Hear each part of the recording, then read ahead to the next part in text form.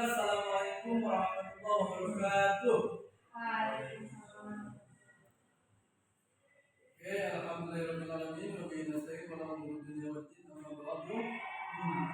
Baiklah, di sini apa kabarnya semuanya? Ada yang tidak hadir? Oke, siapa untuk kelasnya? Tapi Pak, Oke, dan topik nanti dicatat ya, siapa yang tidak hadir? Oke, untuk memulai pembelajaran kita pada siang hari ini, alangkah lebih baik kita membaca doa terlebih dahulu. Sebelum kita pelajaran Oke, kita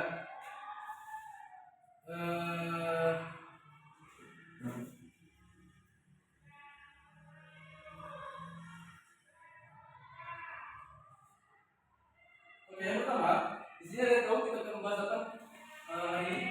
Nggak tahu ya? Oke, kita tahu. Di sini kita akan membahas mengenai para tokoh dan perannya pada masa dinasti Umayyah.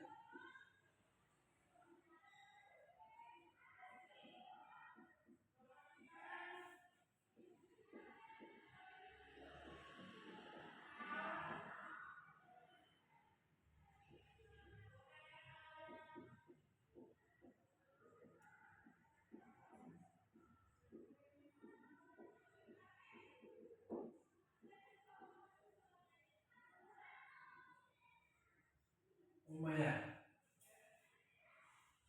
Baiklah, tentunya di sini ya. Di sini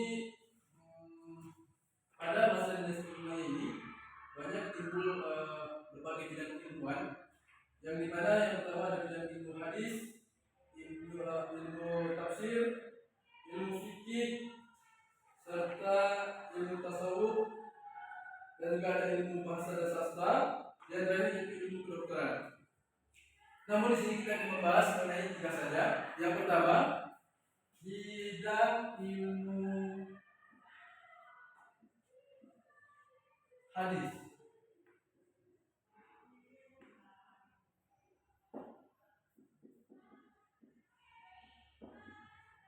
Yang kedua yaitu bidang ilmu tafsir.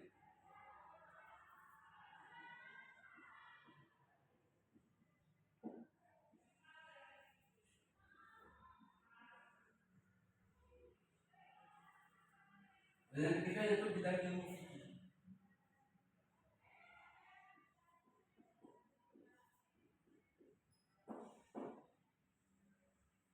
Inilah yang akan kita bahas pada siang hari ini. Oke, tolong bagi dua kelasnya. Dulu teman, bantu bapak bagikan materi.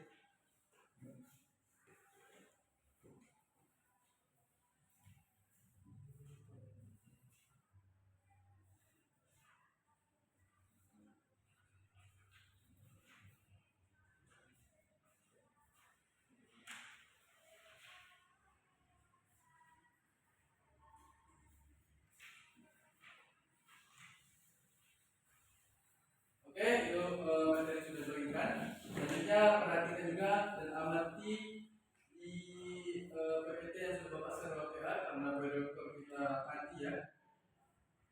Coba dibuka PowerPoint-nya. Baiklah, perhatikan ya. Perhatikan di bagian PPT sama materinya.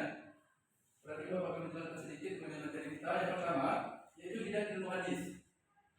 Nah, di bidang ilmu hadis ini para tokohnya ada yang pertama Abu Bakar bin Muhammad bin Amr bin Hazm yang wafat pada tahun 117 Hijriah, dan dia ini berperan atau diperintah oleh khalifah untuk mengumpulkan hadis-hadis yang ada pada Amr bin Abdurrahman dan Qasim bin Muhammad bin Abu Bakar.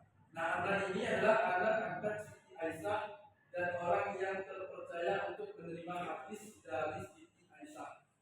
Yang selanjutnya, tokoh selanjutnya di bidang ilmu hadis yaitu Abu Bakar Muhammad bin Muslim bin Ubaidillah bin Syihab Az-Zuhri, atau yang dikenal juga dengan nama Ibnu Syihab Az-Zuhri. Yang kedua yaitu bidang ilmu tafsir. Nah, di bidang ilmu tafsir ini ada tokoh-tokohnya. Yang pertama yaitu ada Sa'id bin Zubair. Beliau ini wafat pada tahun 9 Hijriah. Nah, beliau ini diminta atau berperan untuk menafsirkan beberapa ayat Al-Quran, tetapi beliau menolaknya. Bahkan ia lebih memilih untuk kehilangan salah satu anggota tubuhnya daripada harus menafsirkan ayat Al-Quran yang diminta. Nah, selanjutnya yaitu yang terakhir yaitu bidang ilmu fikih.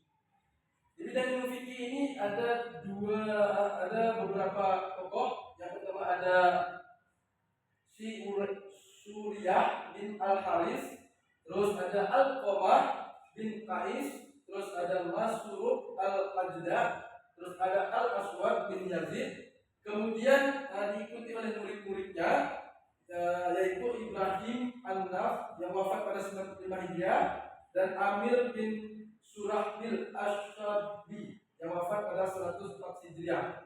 Nah, sesudah itu digantikan oleh Hamad bin Abu Sulaiman.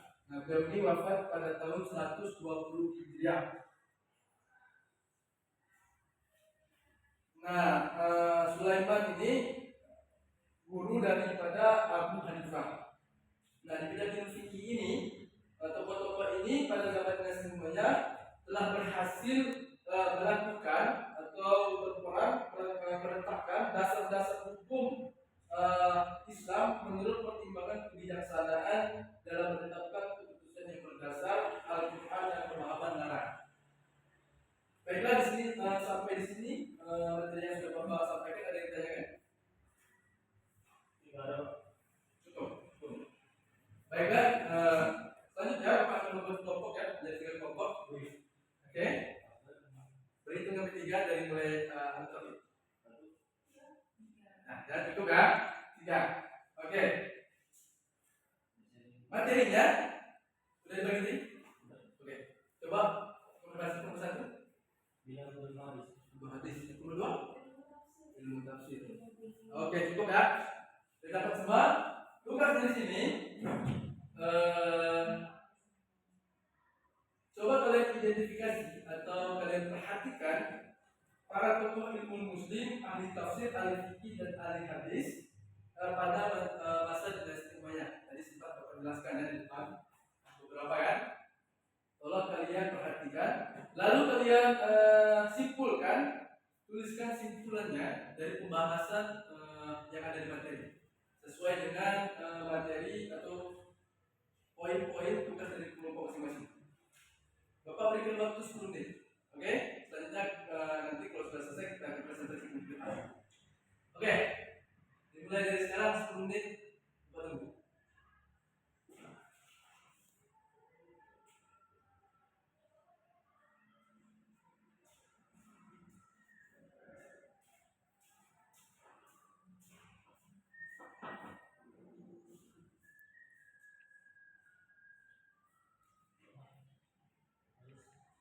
Udah cukup? Udah cukup ya? Perlu nunggu 10 menit? Hah? Udah cukup?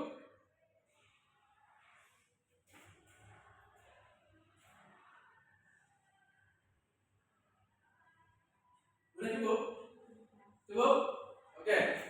Sekarang kita akan presentasikan hasil diskusi kelompok kalian yang sangat luar biasa ini. Ya.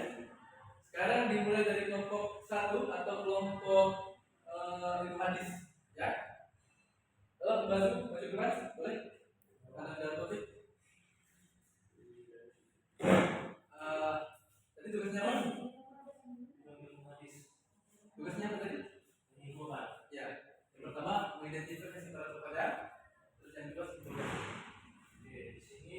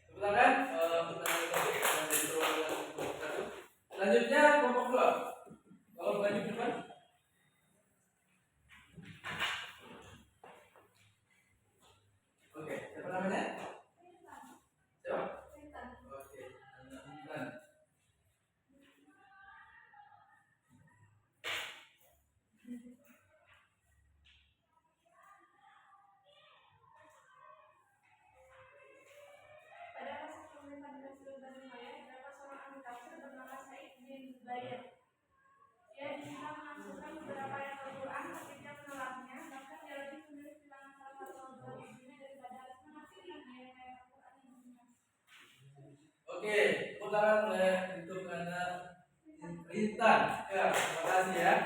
Selanjutnya kelompok 3. Maju ke depan.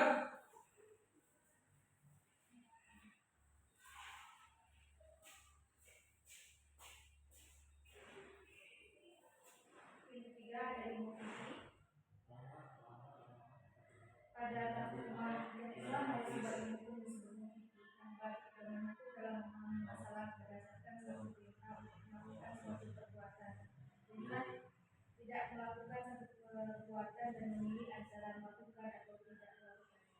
Dasar dan tujuan pokok yang telah digunakan menjadi sebuah usul. Pada perkembangan tradisi istihad sedang berlangsung sejak zaman Nabi Muhammad.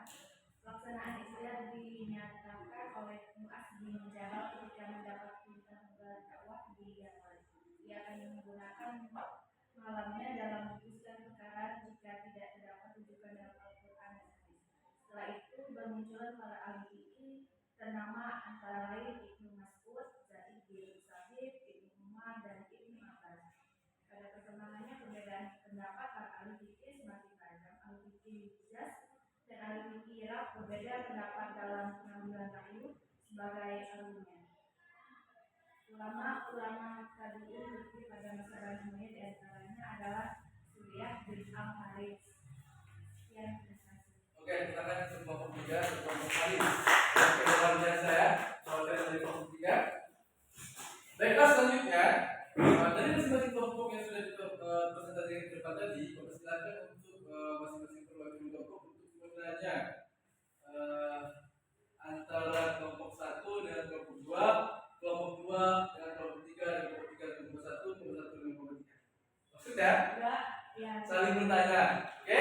berarti satu Beri ke satu pertanyaan saja. tiga ke satu. Nanti dijawab oleh kelompok perwakilan kelompok masing-masing.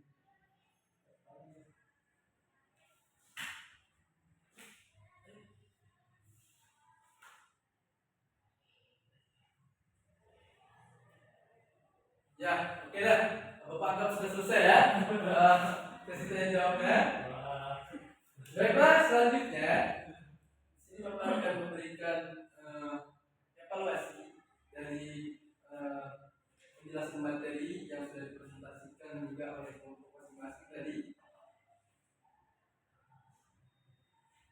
Jadi nanti perwakilan dari kelompok masing-masing nanti kan kelompoknya terlalu banyak ya.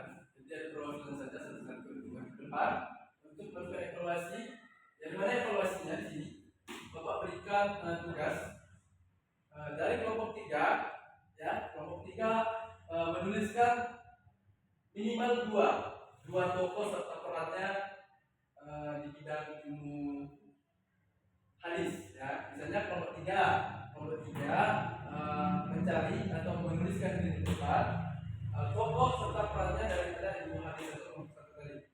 Dan begitu dengan selanjutnya kelompok 2 nanti mencari tokoh 52 ya, tokoh ilmu fikih serta perannya ya.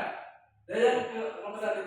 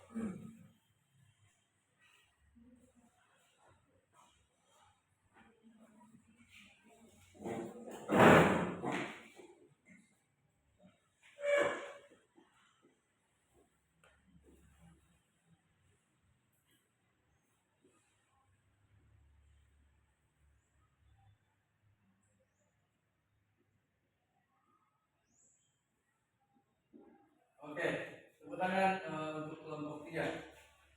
Bagus sekali ya. Selanjutnya itu kelompok 2.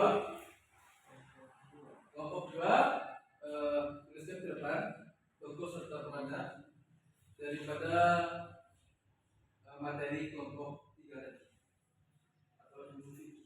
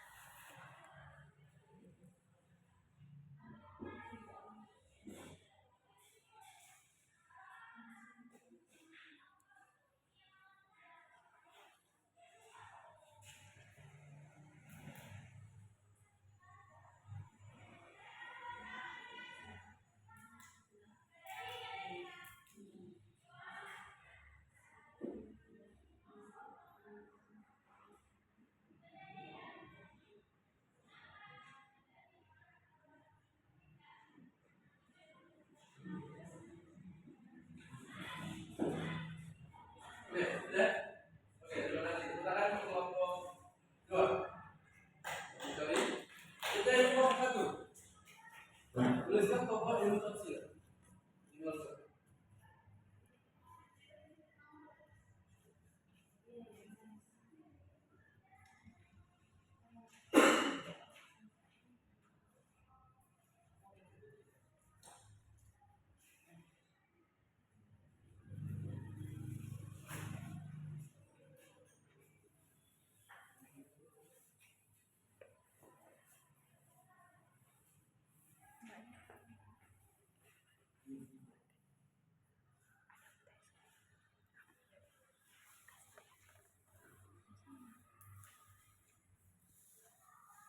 Oke, tepuk tangan untuk kelompok 1.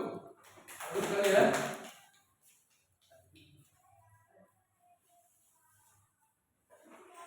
Oke. Udah pasti 4 orang.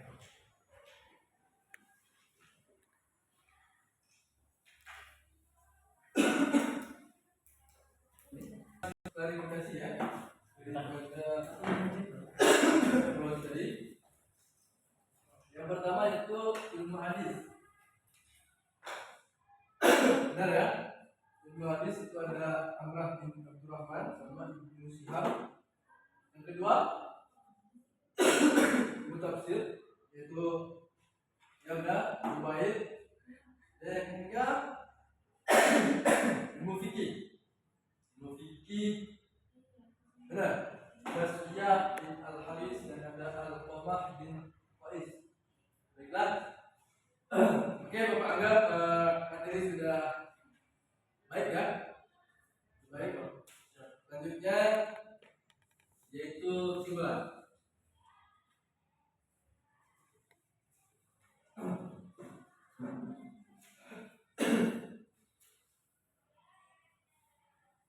Oke, kesimpulan ya. Yang pertama yaitu di bidang ilmu hadis.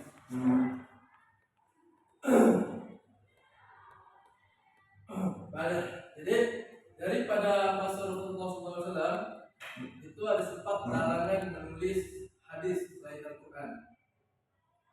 Terus pada masa Khalifah Abdul Malik bin Marwan itu para tabi'in mulai menulis hadis dan berkembang dengan gerakan rilah ilmiah, yaitu pengembaraan ilmiah yang dilakukan para muhaddisin dari kota ke kota untuk mendapatkan suatu hadis.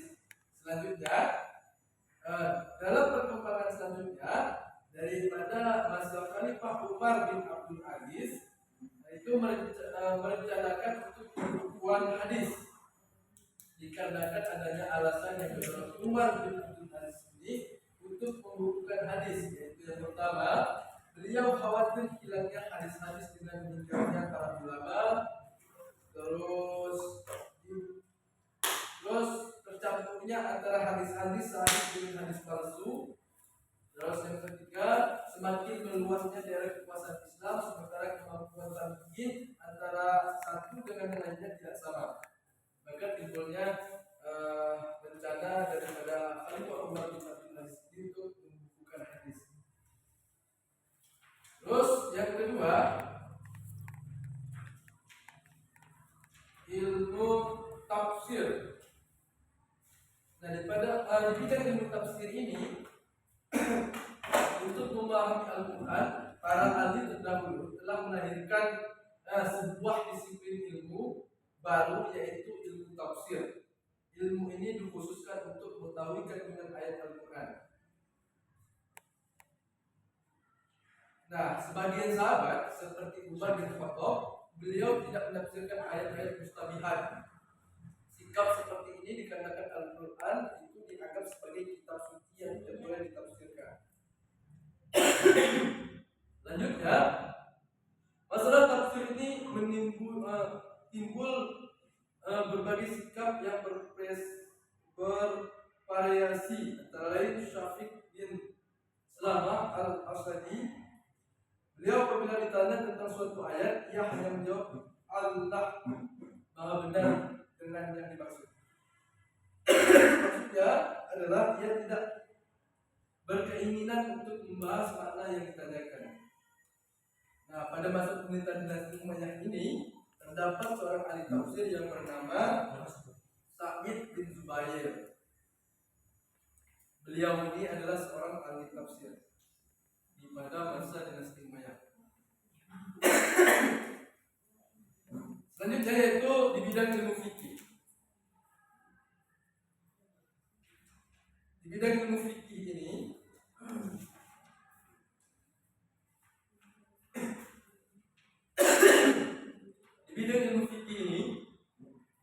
ada perbedaan pendapat para ahli fikih yang semakin tajam. Nah, ahli fikih Hijaz dan ahli fikih Irak itu berbeda pendapat dalam pengambilan review sebagai argumentasinya. Maka ulama-ulama tabi'in fikih pada masa dinasti Umayyah ini seperti Suryah bin Al-Haris, Al-Qamamah bin Qais dan kawan-kawan, mereka berhasil meletakkan dasar-dasar hukum yang menjadi problema Islam di masa itu menjadi dasar-dasar hukum Islam menurut pertimbangan kebijaksanaan dalam menetapkan keputusan yang berdasarkan Al-Quran dan akal sehat. Mungkin itu saja kesimpulan dari Bapak. Mungkin cukup ya materi yang bisa Bapak sampaikan pada siang hari ini. Udah batuk-batuk nih. Mungkin cukup sekian.